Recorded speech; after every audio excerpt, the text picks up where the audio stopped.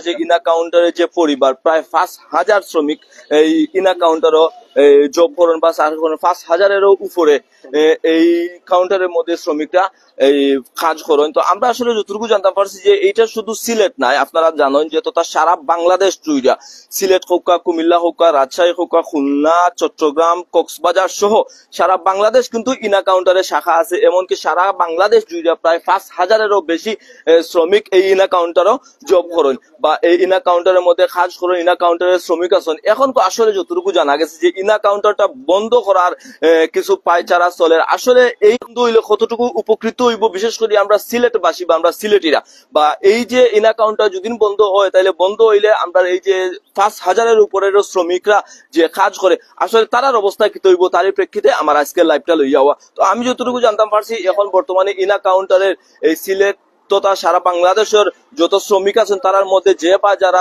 শিল্ডার দিরা বা যে বা যারা তারার আন্ডারে কাজ করা তারা সব নেতা কর্মীরা বর্তমানে আজকে সিলেট ইনা কাউন্টারের মাঝে একত্রিত হয়েছেন। তো আমরা একটু সরাসরি কথা হওয়ার চেষ্টা করবো এই যে ইনা কাউন্টারের নেতা কর্মীরা যে বা যারা বর্তমানে এই জায়গায় উপস্থিত আছেন, সরাসরি বা তার লগে কথা হওয়ার চেষ্টা করবো। তো আমরা আসলে সর্বশেষ আবারও কইব যে আসলে ইনা কাউন্টারটা বন্ধ হইলে আসলে কতটুকু উপকৃত হইব নি সিলেট না লুজার হইব, তারই প্রেক্ষিতে আজকের এই জায়গা সবাই একত্রিত হয়েছে। বাট আমরা যতটুকু জানি ইনা কাউন্টারের মধ্যে টোটাল প্রায় 5,000-এরও বেশি শ্রমিক এই ইনা কাউন্টারের মধ্যে এই চাকরি করেন বা ইনা কাউন্টারের শ্রমিক আছেন। এখন যদি এই যে কিছু চক্র বাহিনী এই ইনা কাউন্টারটা বন্ধ লাগি যে দাবি করা বা বন্ধ লাগি এই উচ্চ করে লাগছে না, আসলে কি তা যদি ইনা কাউন্টার বন্ধ হয় তাহলে এই যে 5,000-এর উপরে শ্রমিকরা কাজ করেন আসলে তার অবস্থা এই যে ইনা কাউন্টারের মাধ্যমে যে শ্রমিকরা সারা বাংলাদেশ জুড়ে চাকরি করেন বা সারা বাংলাদেশ জুড়ে এই ইনা কাউন্টারের শ্রমিকরা আছে আসলে তার অবস্থা কি তৈব।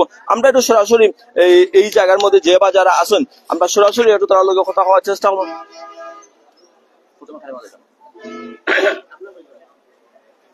প্রথমে আমরা একজন একটু বাইরের কথা হচ্ছে এই যে আসলে আমরা একটা যে অভিযোগ শুনতে পারছি যে আসলে ইনা কাউন্টার বন্ধ লাগি কিছু চক্র উচ্চে ফিরা লাগছে, এই সম্পর্কে আপনার যেটা আছে বা কি কারণে এই কারণটা ব্যাপার হচ্ছে আমরা তো প্রায় 2010 সাল থেকে সম্পৃক্ত আছি। আমি আসলে সদরের না একটু বাইরের, আমি জুড়ি ইনা কাউন্টারের মালিক। তো আমার এবার শ্রমিক আছে গাড়িতে চাকরি করে, কিন্তু এখন এটা এই যে 5ই আগস্টের পর একটা মহল আমাদের এগেইনস্টে কাজ করতেছে। এরা এখন চাইতেছে যে আমাদের গাড়িগুলা চলবে না, বন্ধ করে দেওয়ার জন্য। এটার গাড়ির সাথে মালিক পক্ষ কে বা কি এটা তো বোঝার বিষয় না। 5,000-এর অধিক শ্রমিক চাকরি করতেছে, আমরা কাউন্টার মালিক আছি, আমাদের তো একটা রুজির ব্যাপার আছে। যদি এরা গাড়িগুলা বন্ধ করে দেয় তাহলে 5,000 শ্রমিক যাবে কোথায়, বা এই গাড়িগুলা যে বন্ধ করবে এই গাড়িগুলা বা কি হবে? এটা আমরা একটা সুষ্ঠু তদন্ত চাই সরকারের কাছে। আমাদের দাবি যে এটা দ্রুত গতিতে আমাদের আবার এখন শোনা যাচ্ছে আমাদের পারমিট নিচ্ছে না। হাইকোর্টে আমাদের মালিক পক্ষ মামলা করেছে, মামলাতে পারমিট নেওয়ার জন্য বলা হয়েছে, কিন্তু দুদক আমাদের থেকে পারমিট দুদকের নিষেধাজ্ঞার জন্য আমাদের পারমিট নিতেছে না গাড়ি। এখন যদি গাড়িগুলো বন্ধ হয়ে যায়, যে 5,000 5,500 শ্রমিক আছে এদের কিভাবে চলতে হবে? এটারও তো একটা সুষ্ঠু এটা আমাদের প্রত্যাশা। ধন্যবাদ। তো আমরা আরো একজন বাইরের কথা বলার চেষ্টা করব। প্রথমে একটু আপনার পরিচয়টা দিবা দিয়া একটু কইবা আসলে এই যে বন্ধ করার লাগি এই যে বর্তমানে যে একটা এই সব দিক দিয়া এক ধরনের বাতাস উড়ে যে আসলে ইনা কাউন্টার বন্ধ করা হইতো, তো এই প্রেক্ষিতে আপনার কি করার আছে? বিসমিল্লাহির রহমানির রহিম। ধন্যবাদ আপনারা। সেই আগস্টের পর থেকে আমাদের এনার কাউন্টার দখল, এনা গাড়ির উপরে হামলা, এনা গাড়ির উপরে ঢিল মারা, শ্রমিক আহত করা, যাত্রী আহত করা, এই অনেক নির্যাতন জুলুম অত্যাচার এনা কোম্পানির সব কিছু নিয়ে একটা জুলুম চলতেছে এনার কাউন্টারের উপরে বা এনা গাড়ির উপরে। আমরা সারা বাংলাদেশে এই জাতির সেবা দিচ্ছি।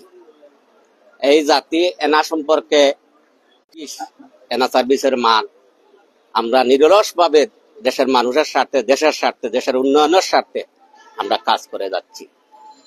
এখন একটা কুচক্রী মহল দুদকের মাধ্যমে আমাদের গাড়িগুলা জব্দ করার এবং রুট পারমিট ফিটনেস না দেওয়ার একটা ফায়তারা চলতেছে। আমরা শুনতেছি গাড়িগুলা নাকি জব্দ করে।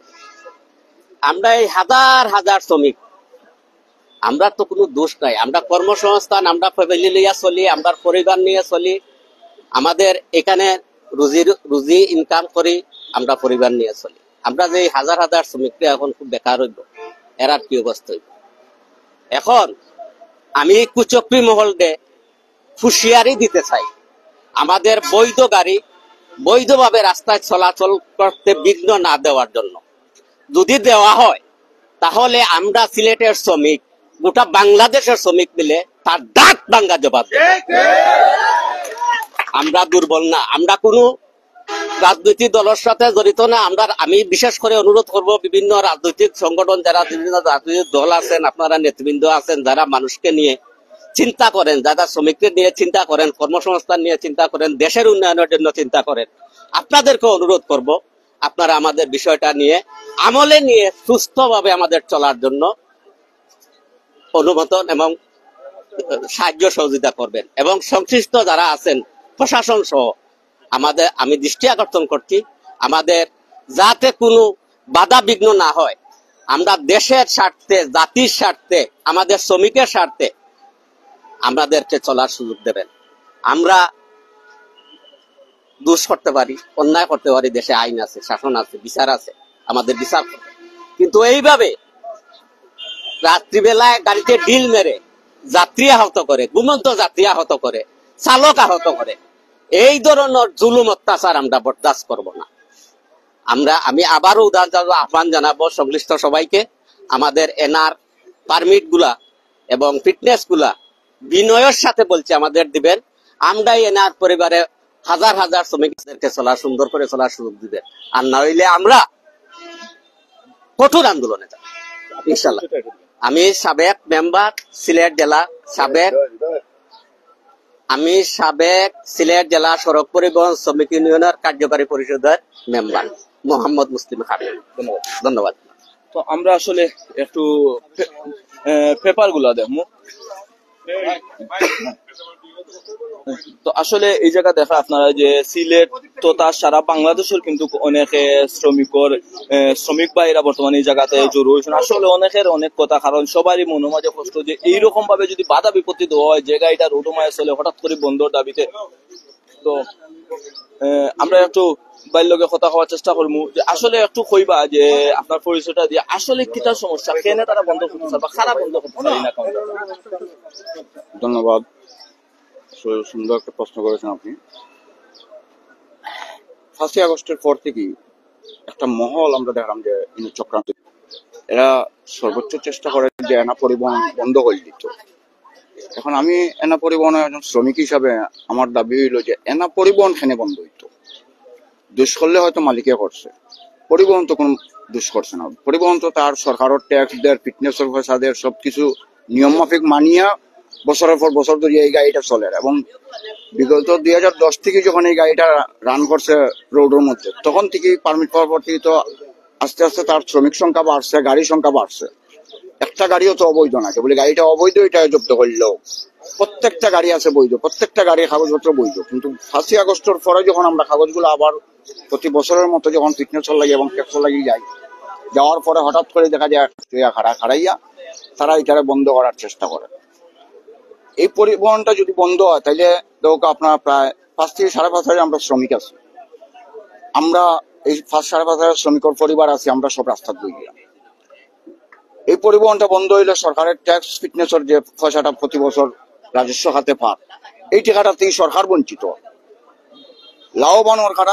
এই যে একটা কুচক্রি মহল, এনসিপি বা জামাতর এরা মিলিয়া যে বা যে সমন্বয়ক হইয়া যে একটা মহল যে তৈরি হয়েছে, এই মহলে এটারে বন্ধ করিয়া তারা এখানের মধ্যে অন্যান্য মালিকের কাছ থেকে বিভিন্ন ভাবে সাদা আদা করে করিয়া প্ররোচনা পাইয়া এটারে সাহায্য কৌশলে করতো, বন্ধ করতো।